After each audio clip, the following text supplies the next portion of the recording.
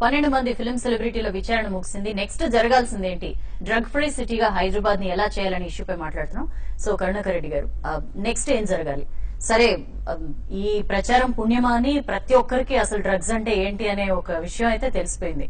విపరీతంగా ప్రచారం జరిగి దీన్ని ఒక పాజిటివ్ ఆస్పెక్ట్ గా తీసుకుని సే నో టు డ్రగ్స్, ప్రతి పాఠ్యాంశాల దగ్గర నుంచి డ్రగ్స్ అంటే ఏంటి, డ్రగ్స్ కి సంబంధించిన ఎడ్యుకేషన్, దానికి ఎంత దూరంగా ఉండాలి, దాని వల్ల కలిగే అనర్థాలు ఏంటి, ఇవన్నీ వివరించి చెప్పడంతో పాటు సెక్టార్ వైజ్ గా ఏ స్టెప్స్ తీసుకుంటే హైదరాబాద్ నుంచి ఈ భూతాన్ని తరిమికొట్టొచ్చు. మామూలుగా ఈ మధ్య కాలంలో జరుగుతున్న డిస్కషన్ లో ఎలక్ట్రానిక్ మీడియా ఓవర్ ఇస్తే మీడియా డ్రగ్స్ అంటే తెలియని వాళ్ళకి తెలిపే విధంగా చేస్తుందని ఒక కోణంలో అన్నారు.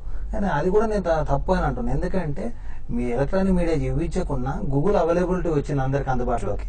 డ్రగ్స్ అని ఒక వర్డ్ వినగానే దానికి సంబంధించిన ప్రతి మ్యాటర్ కూడా గూగుల్ సెర్చ్ చేసి ఎప్పుడైతే మనం చెప్పామో ఏమో ఉంది అనే చూసి ఆతృత ఎక్కువ పెరుగుతుంది.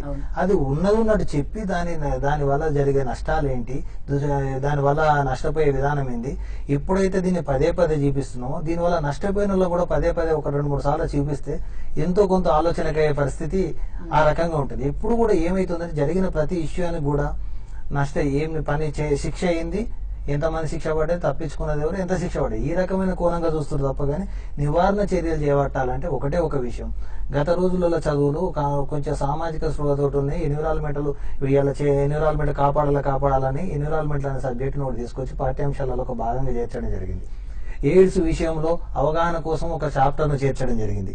మరి 2 రకాల చాప్టర్ ఆ ఇష్యూలు ఎప్పుడైతే మార్కెట్లోకి వచ్చి ఒక రాష్ట్రాన్ని అదలాకుదల సొసైటీని చేస్తున్నాయో అప్పుడు మాత్రమే ఆ రకమైన చర్యలు చేపడతారు.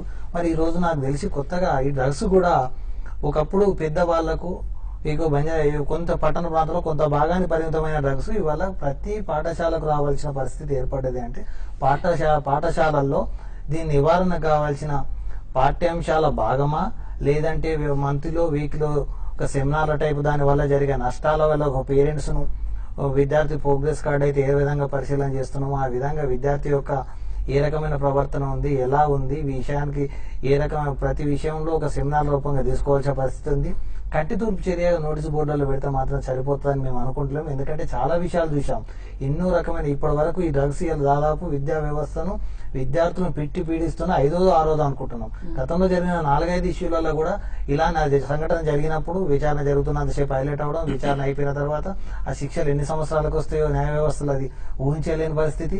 ఆ శిక్షలు వచ్చి మళ్ళీ దాని గురించి పట్టించుకునే పరిస్థితి విద్యార్థులు లేదు. కానీ ప్రస్తుతం ఒక విద్యార్థి అనేటోళ్ళే ఇవాళ ఎన్ని రకాల ఫీల్డ్, అడ్వకేట్ ఫీల్డ్ ఉన్నారు, ఐటీ ఫీల్డ్ ఉన్నారు, వీళ్ళందరికీ జాబ్లు ఇచ్చినాడు కూడా విద్యార్థుల పూర్వపదాలు. మరి ఒకప్పుడు చిన్న విషయాల మీద ఎఫ్ఐఆర్ కేసులు లాంటివి ఉన్నాయా అని చూసేది. ఇప్పుడు ఎఫ్ఐఆర్ కేసు కాదు, ఆయన బాడీలో ఏ మేరకు డ్రగ్స్ ఉంది అనే ఆలోచన చూసుకోవాల్సిన పరిస్థితి విద్యా వ్యవస్థకు ఉంటుంది. మరి ఈ డ్రగ్స్ నిర్మూలనకు మాత్రం ఏది ఒకప్పుడు కాలేజీలో ఉంటే ఏదో కొంచెం లిబరల్ దొరుకుతుంది, తల్లిదండ్రులకు దూరంగా ఉంటుండు, ఒక కాలేజీ కంటే 16-17 ఇయర్స్ తర్వాత పోతున్న వ్యక్తి ఏదో చేస్తున్నాను. స్కూల్ లెవెల్లోకి వచ్చిందంటే ఏమి ముక్కుపచ్చలారని విషయం, ముక్కుపచ్చలారను డ్రగ్స్ తీసుకుపోయి పనిష్మెంట్లు ఇచ్చి చర్యలు చేస్తే ఆయన సమర్థించే పరిస్థితి లేదు. ఎందుకంటే వాళ్ళకి తెలియని ఈ వయసు, అది తెలియని సమయము, అది దానికి తెలిపి ఇవ్వాల్సిన బాధ్యత తల్లిదండ్రుల మీద ఉంది, సేమ్ చదువుతున్న విద్యా వ్యవస్థ మీద ఉంది.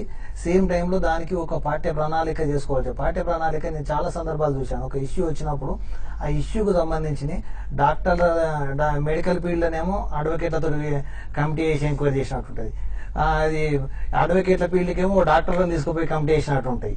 కానీ ఒక విషయం మీద కమిటీ చేసినప్పుడు సంబంధిత విషయంలో ఎక్స్పర్ట్ ఎవరు, ఇన్పుట్స్ ఏముంటున్నాయి, ఒక విద్యార్థులు ఈ స్థాయిలో ఇలా అన్ని స్కూళ్లలో బయటపడ్డాయి, దీన్ని నష్ట నివారణ చర్యలు చేపట్టినప్పుడు ఒక విద్యార్థుల మీద అవగాహన ఉన్న వ్యక్తి, ఏ విద్యా సంస్థలలో అలాంటి పరిస్థితి జరుగుతుంది. ఇలా ప్రతి ప్రభుత్వం నడుతుంది కూడా ఇంటెలిజెన్స్ వ్యవస్థ మీద డిపెండ్ అయి ఉంటుంది.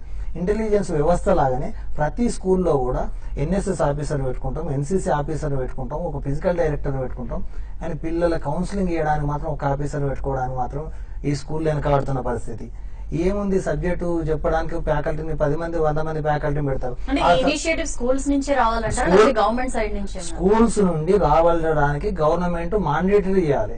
ఉచిత నిర్బంధ విద్య ఏ రకంగానైతే 10th వరకు గవర్నమెంట్ ఛాలెంజ్ చేసుకొని ఎవరైతే విద్యార్థులు బడిబాట పట్టించి మళ్ళీ ఎవరైతే డ్రాప్ అవుట్స్ పట్టుకొచ్చి స్కూళ్ళలో చేర్పిస్తారో అదే విధంగా ఈ అవేర్నెస్ క్యాంపులకు దూరంగా ఉండే స్కూళ్ళని ఎప్పుడు గూగుల్ అలానే ఒక్కొక్క విద్యార్థిని ఒక గూగుల్ మైండ్ చేసి పెడుతుంది తప్ప కానీ అవేర్నెస్ మాత్రం ఏ స్కూల్ పాటించట్లేదు. అవేర్నెస్ వచ్చే విధంగా అవసరమైతే 2 సబ్జెక్టులు తగ్గించైనా ఈ అవేర్నెస్ సంబంధించిన చాప్టర్ గానీ లేదంటే ఒక అవగాహన ఉన్న వ్యక్తులు ఏదో సర్టిఫికేట్ 99% మార్క్స్ వచ్చినాయి నేను జాబ్ కొట్టుకున్నా పోయి ఆ స్కూల్లో జాబ్ చేస్తా అంటే కూడా సరిపోదు. కానీ అవగాహన ఉన్న వ్యక్తులతోటి కౌన్సిలింగ్ సెంటర్ల టైపు ఒకరో ఇద్దరు విద్యార్థులకు ఏదైనా ప్రవర్తన అటు ఇటు ఉన్న క్లాస్ టీచర్ ఇచ్చిన రిపోర్ట్ ఆధారంగానో లేకుంటే రెగ్యులర్ గా రాని పరిస్థితులలోనో లేకుంటే ఎంతో కొంత ప్రతి స్కూల్లో అది వాచ్మెన్ ఇచ్చే రిపోర్టు లేటు అన్ని రకరకాల రిపోర్ట్ మీద బేస్ చేసుకుని ఉంటాయి.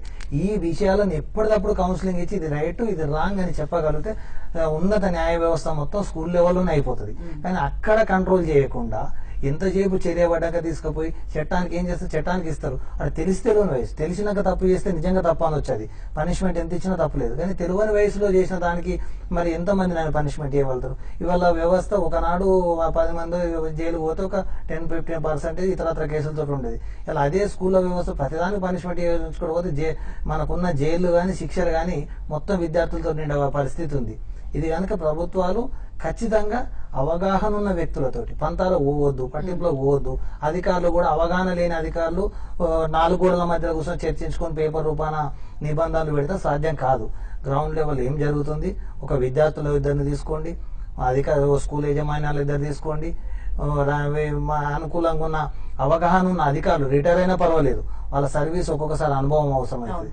అలాంటి వ్యక్తులతో తీసుకొని ఇద్దరు అధికారులు ఉంటే మాత్రమే ఈ ప్రజెంట్ నిబంధనలు రాసేవాళ్ళు ఇద్దరు ఉంటే సాధ్యమైతే తప్ప కానీ ఓనంగా కింది స్థాయి అధికారులు తీసుకొచ్చి ఆయన తీసుకొచ్చి ఇప్పటివరకు చాలా విషయాలు చూసాం. ఆనాడు ఎంసెట్ స్కామ్ కూడా చెప్పాం. ఎంసెట్ స్కామ్ ఇష్యూ జరుగుతుంది అన్నప్పుడు ఒక 15-20 రోజులు మీడియాలో 2 నెలల పాటు వచ్చింది. వాళ్ళు ఏం సాధించారు?